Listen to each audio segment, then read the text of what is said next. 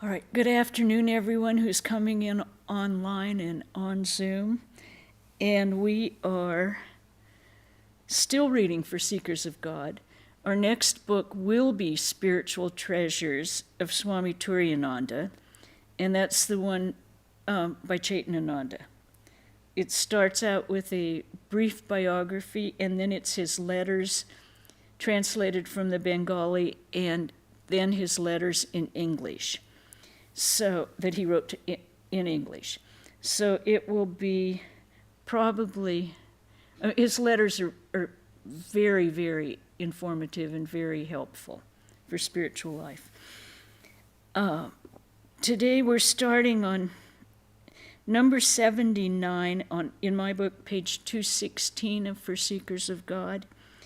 And we read the first paragraph, the bottom of page 216, about the monk who's going to Kashmir and how Mahapurushji was worried about him, but talking about how difficult it is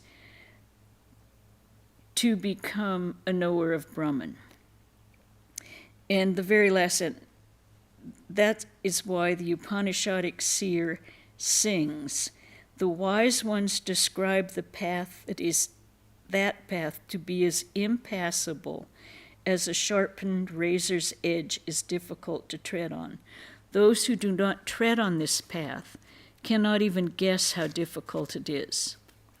In the Upanishads, this knowledge, by which is realized that immutable Brahman, is called the higher knowledge, while all other secular knowledge is called lower knowledge. Now, starting on page 217. One must practice absolute continence if one desires to have this higher knowledge. As a result of prolonged continence, practiced heart and soul in all the planes of existence, the body and mind become fit for leading a divine life. For reaching this state of Brahmahood, the brain develops a new nerve, and all the cells of the body become transformed. One must observe absolute continence. Now, absolute continence is mind, thought, word, and deed. It's not just physical, it's thought, word, and deed is absolute continence. The master used to say that one hesitates to pour milk in a vessel that has contained curds, lest the milk should get spoiled. That is why he loved pure-minded boys so much, for it is they who can imbibe spirituality fully. These are all very subtle matters. Of course, above all, one must have the grace of God. Unless the Divine Mother is gracious, there is no hope at all of all this. It is only when she opens the door to the knowledge of Brahman out of her compassion that the aspirant becomes able to attain it, and not otherwise. In the Chandi, that's the Devi Mahatmya, we have this very graceful mother becomes the cause of the liberation of men when she is favorably disposed. It is she who grants the boon of freedom when she is pleased with men. And we will say men means humans. There are quite a number of fine nerves in the brain. Should any of these be deranged, man loses his balance. The Holy Mother used to say, "Pray to the Master that he may keep the head steady. To lose one's head is to lose all."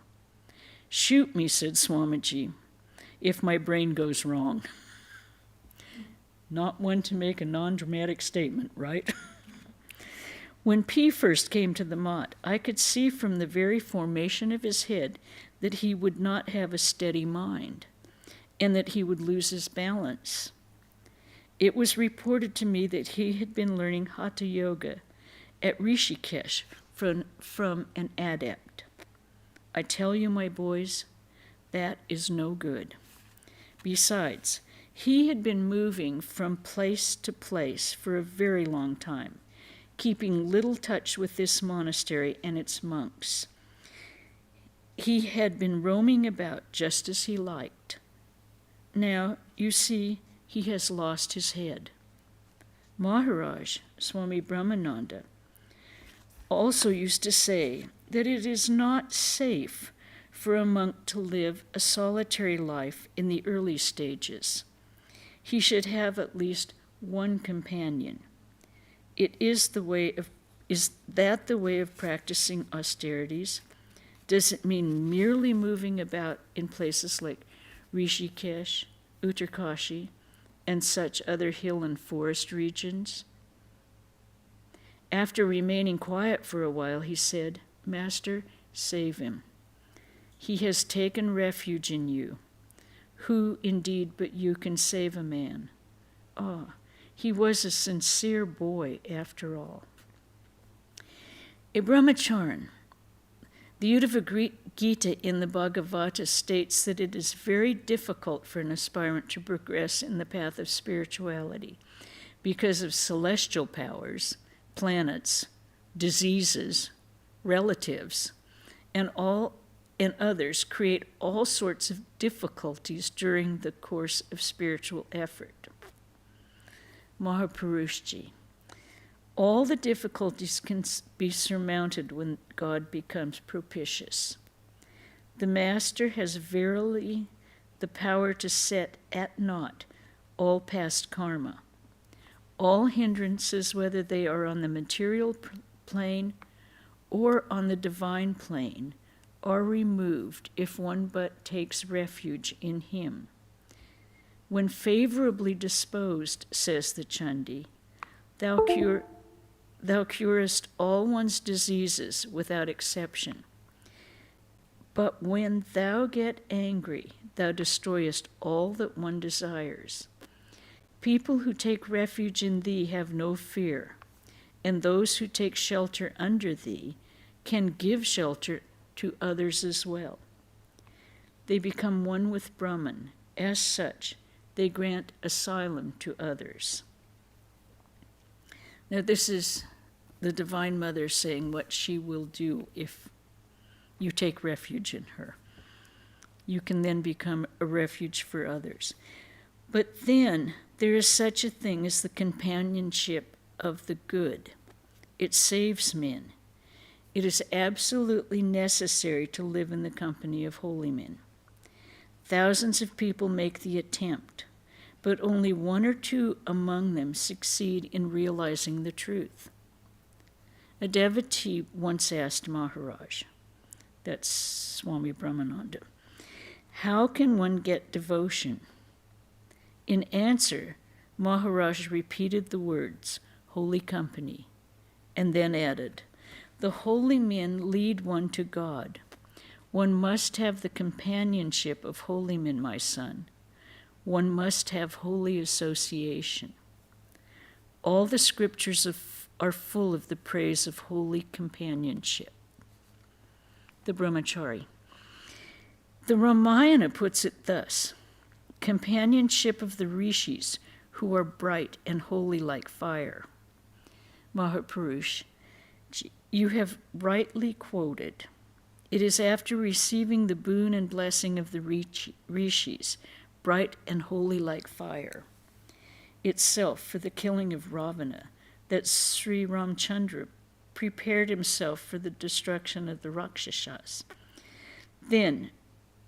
He then repeated the Sanskrit phrase, Salam Sangha, companionship of the holy. Salam or Satam? Salam. Several times, and then finally added, but I tell you, my boys, that nothing will avail unless the Divine Mother is propitious. One can be saved only when she takes pity and allows one to escape out of her domain, that's cosmic Maya. There is no other way out. Grace, grace, grace. To the sincere soul, she does become gracious. Okay. I think everyone is fairly familiar with the Chandi, the glory of the Divine Mother, the Devi Mahatmya. It's many verses and telling the battle against the demons. Another book to read. Number 80, Bellarmont, December 8, 1929. In the morning, the sannyasins and brahmacharins had gathered in Mahapurushji's room. The talk turned to spiritual practice. Mahapurushji, self-control will come as a matter of course if one repeats God's name constantly and is earnest in spiritual endeavors.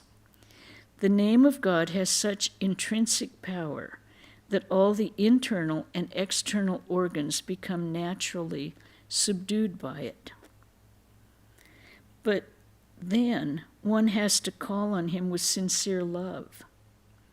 If one can somehow acquire love of God, one has nothing more to worry about. One can then advance towards him very quickly. If one somehow acquires the feeling that God is one's own, one can set one's mind completely at rest. One cannot, however, have real love for God so long as one's mind is preoccupied with sensuous matters.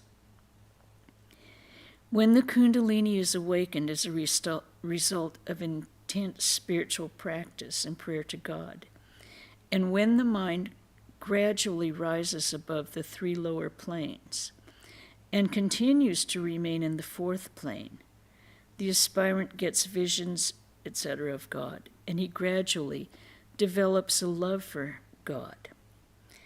How can anyone have love for God, pure and untouched by sin as God is, unless one's own mind becomes purified? For that, one needs intense spiritual practice and sincere yearning for God. You will have this, and that very soon, for you are all lifelong celibates, and your minds have not been so much touched by lust and greed. You are all fit and pure receptacles for spirituality. Now remember, he's talking to the brahmacharis and sannyasins of the order. He's talking only to monks. The purer the receptacle, the quicker is his manifestation. Just try a little with determination and see whether it happens or not. You have to consider spiritual practice the chief aim of your life. As for the other work and activities, lectures, discourses, and so on, they are but secondary. This, as Ramakrishna said, for the householders,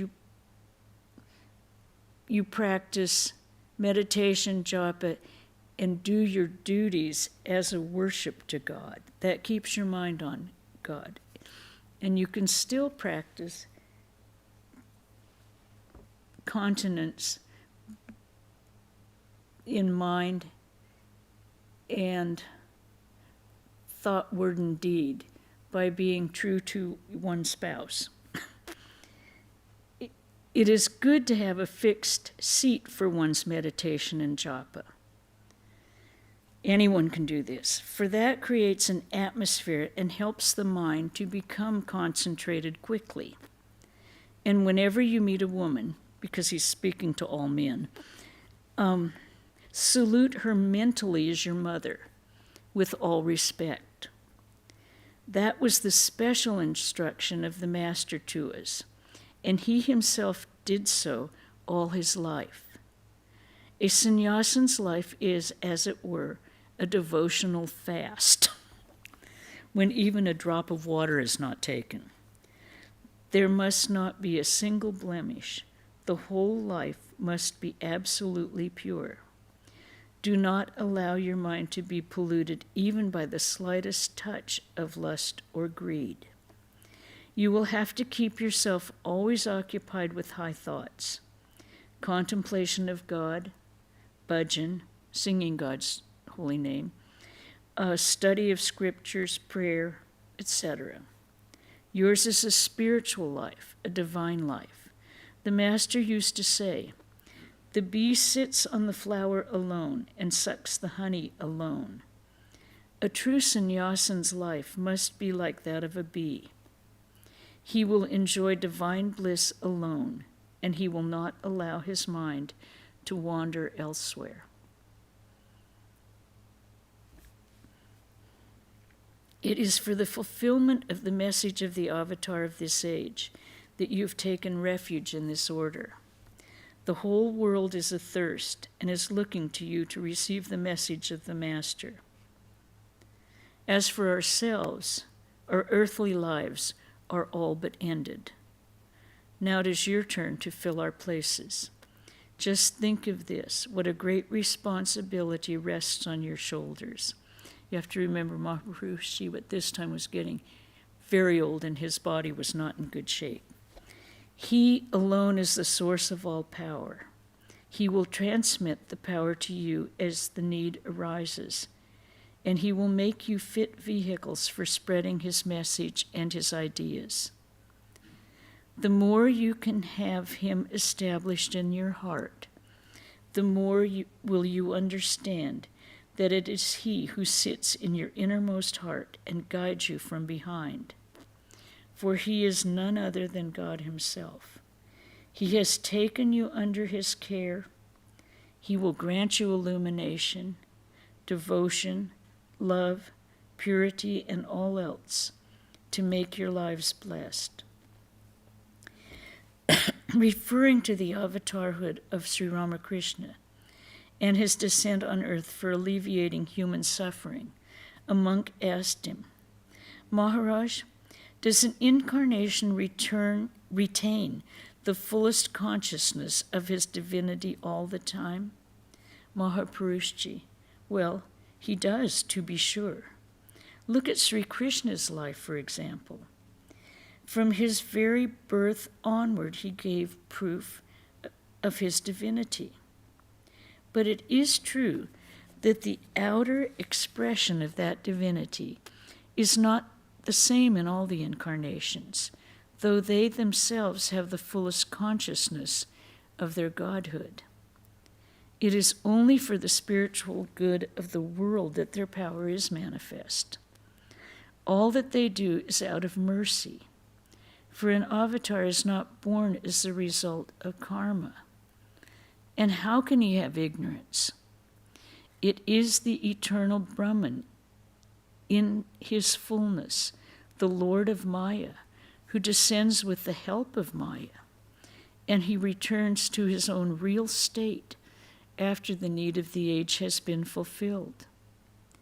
All the spiritual practice that the avatar undertakes, all the hard austerities he undergoes, are merely to set an example to others, to hold an ideal before man. For he is God. He is infinity itself. Where can he have any finitude? In the Gita, Sri Krishna says, O Arjuna, I have no duty in all the three worlds.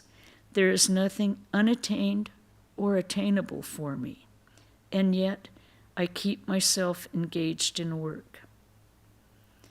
There is nothing that is not already achieved by him, for he is infinite. Yet he engages in work for the education of mankind. He adds further, no duty can bind me, nor have I any hankering for the result of any work. He who knows me as such never comes under the bondage of work.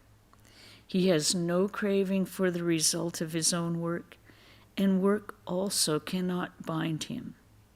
If this be not so, where else would you seek for his divinity or avatarhood?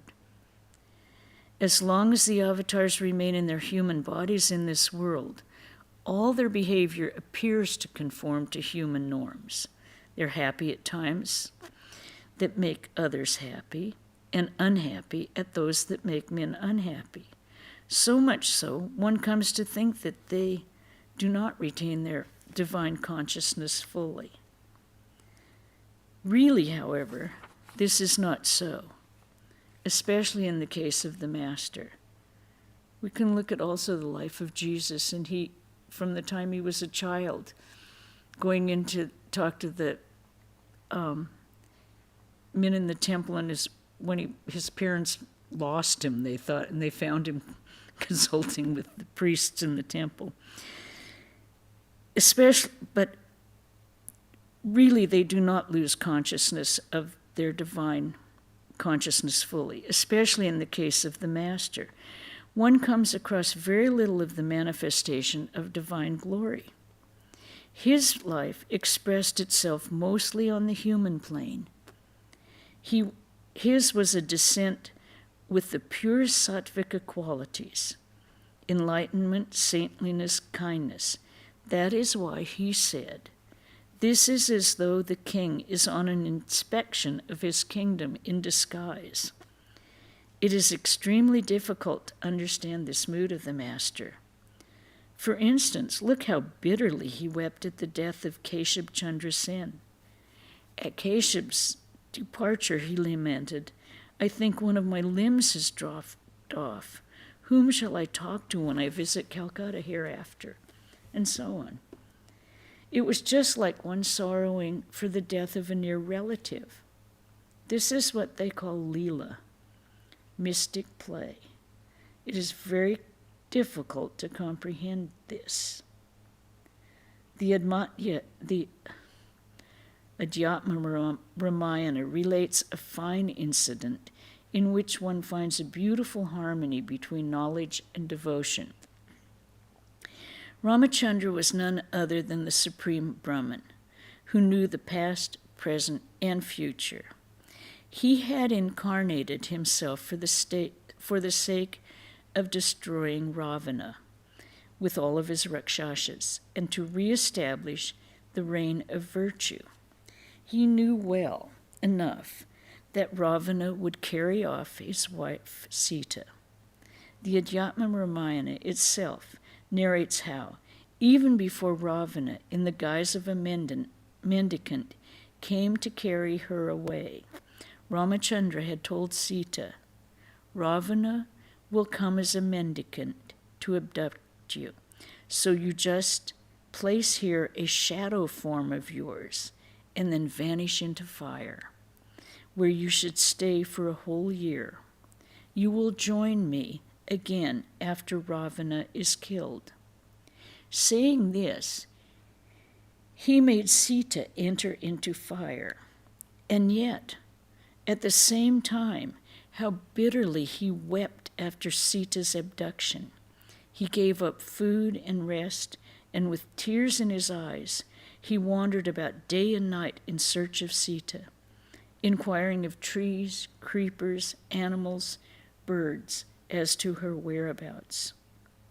Stricken by the grief of separation, he was crying and went about the forest in search of Sita. All this looks so strange. Such lives are not easy to understand. Another one that is very difficult to understand, as we have seen, is the divinity of Holy Mother, who appeared as nothing but a normal village housewife. Very difficult to understand that she was also an incarnation of the Divine Mother. Now, any comments or questions about anything we've read?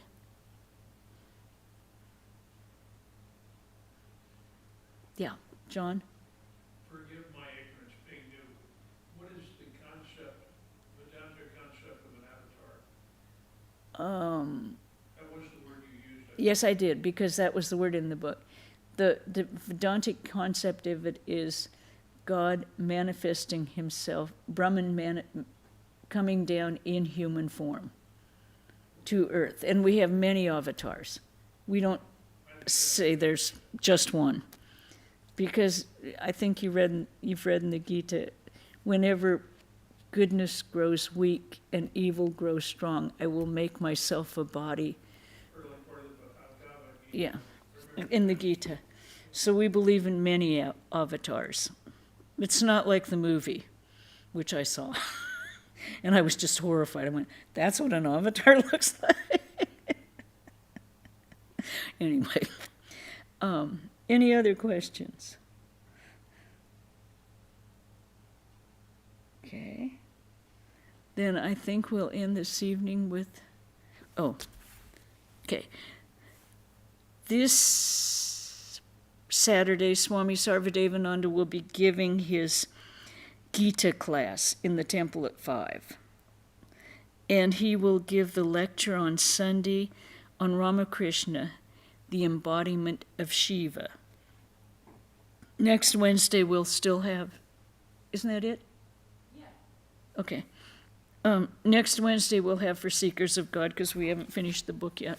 There was also a question on the Zoom, which was, is reading holy books considered holy company? Okay. A question on YouTube or Zoom. Is reading holy books considered keeping holy company? Yes. It is. Because you are immersing your life, your mind, and your thoughts in holy company. And that's why we read these books. Like For Seekers of God, we didn't have a chance to meet Swami Shivananda, who was one of the direct disciples of Ramakrishna. But all of them had so much helpful advice on how to progress in our own spiritual practices. We don't have to take everything they say, but you recognize when you read these things, that's something that I need to work on. Or, oh, that speaks to me. Like even the fact of making a special place in your home with a special seat that you only think of God. You sit down and only do that. It helps. All of it is mind training. Training your mind to put it on Brahman, the divine, whatever. Which is what we're trying to do, I think. I hope. Okay, we'll end with a chant. Om Shanti Shanti Shanti Hari Om Tat Sat Sri Ramakrishna Arpanamastu.